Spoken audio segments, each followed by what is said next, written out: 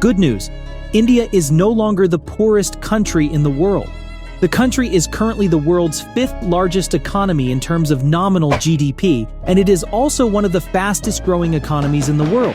So how did it do it? How did it grow from being the poverty capital of the world to being where it currently is? These are the top 10 reasons why India is rich. You aren't expecting number 5. Number 10, shift in government control. From 1947 until 1991, India had a very rigid economic approach, with the government doing almost everything concerning the country's economy. Manufacturing, distribution, and electricity, among other things, rested solely with the government, but it realized one thing: a centrally planned economy, or a command economy if you like, was just not sustainable, especially when it came to the country's industrialization. So, in 1991, India began to change its economic policies of major government control and allowed the country's private sector to participate actively and freely in the industrialization process. While the country's government has a monopoly on different aspects of the economy, India evolved into a mixed economy, and the economy has since grown from $288 billion in 1992 to $2.66 trillion in 2020. Number 9. Agricultural sector. This used to be India's major contributor to its economy, but these days, it has become one of many, and this change is relatively recent. Before 2011, agriculture's contribution to India was 43%, but now it contributes around 18% to the country's economy.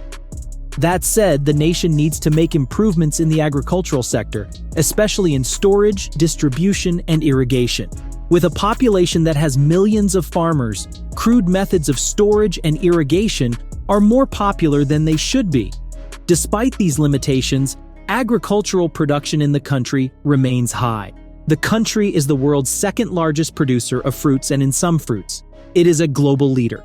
That lemon, banana, mango, papaya, and lime you probably have in your home right now may have come from India. Apart from fruits, India also has a growing forestry sector, which provides the raw material the country needs for the provision of paper, pulp for paper, wood-based panels, and paperboard. The country also has a thriving fishery industry, which also contributes to the country's GDP. The country usually fish or rears mackerel, sardines, shrimps, and carp. Also, the country is a major producer of jute, and when we say major, we are certain you don't know half of it. Did you know India controls 30% of the world's jute? That's a lot. And like its other agricultural produce, it exports it to other countries. If the country can fix the issues it has in its agricultural industry, it will even be on a greater level as a global force in agriculture than it currently is. And if you like to watch more content like this, be sure to subscribe to our channel for more. Number 8. Chemicals. India's chemical industry is enormous, and it is one of the world's fastest-growing industries. The sector, which has continued to grow, has in the last 5 years hit a 15% growth rate, and as of 2021, it had a $178 billion market value. With that kind of growth and value, it makes sense that India is the 6th largest chemical producer in the world, and that's not all. There are positive projections surrounding the industry, and experts predict more growth and a further rise in value to $290 to $310 billion by 2027. While the sector has 4 major subsectors, which are the 1. Agrochemicals, 2. Pharmaceuticals, 3. Industrial chemicals, which include but are not limited to solvents, catalysts, and lubricants. The 4th subsector, the specialty chemicals, is the one that experts predict will have the most growth. Currently, that subsector is projected to hit $50 billion by 2025. The reason for the accelerated growth of the specialty chemicals sector of India's chemical industry is its diversity in terms of usefulness. The subsector oversees the growth of crucial chemicals such as coatings, polymers, and electronic chemicals. These chemicals are useful, especially as the company has a thriving industry sector. Number 7. Industry sector. Okay, maybe using the word thriving for India's industrial sector is underselling it a bit. After all, the sector provides 27.6% of the country's GDP and employs 17% of the country's labor force.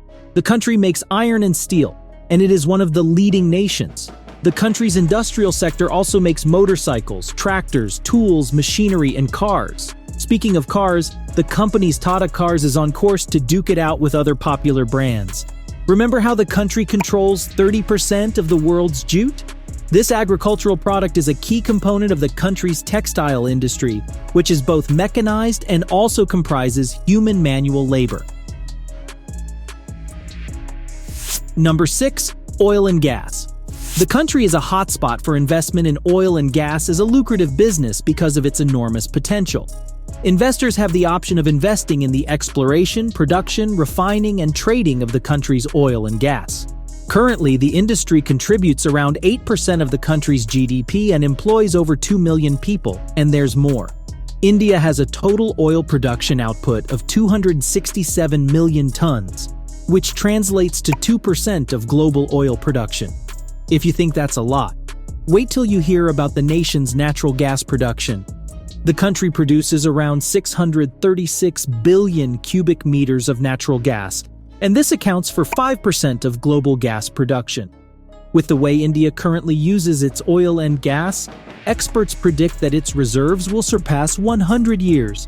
The nation would be benefiting from oil for a long time.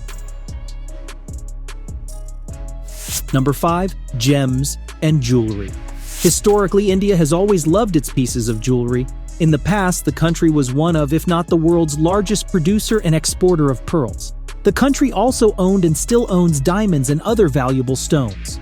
While the world has shifted from natural pearls, which were popular in the old days, India's gem and jewelry industry continues to operate effectively.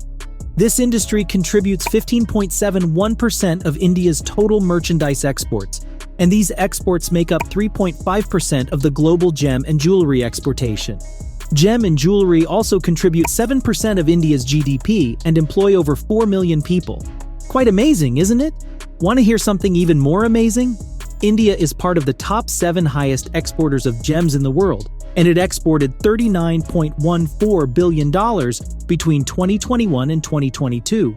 Right now, the government projects that the industry would further, with the country exporting $100 billion by 2027. And it is working towards achieving that projection. The country has reduced the import duty on gold, palladium, silver, and platinum.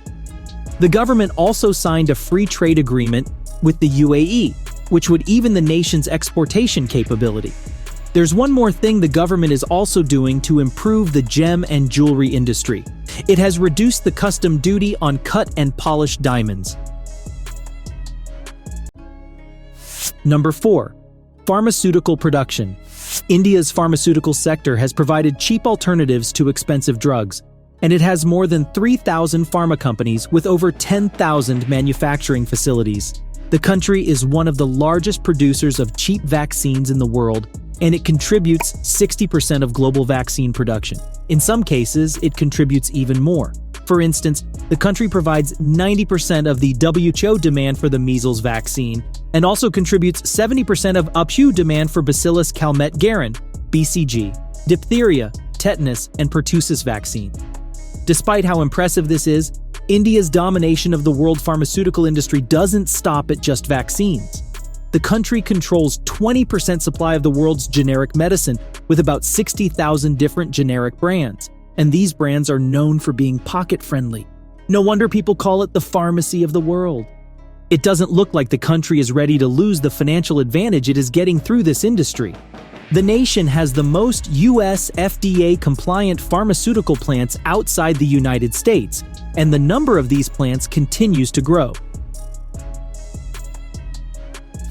Number 3. Tourism and medical tourism. India may not be your first choice when it comes to having a vacation, but it is the first choice of many people.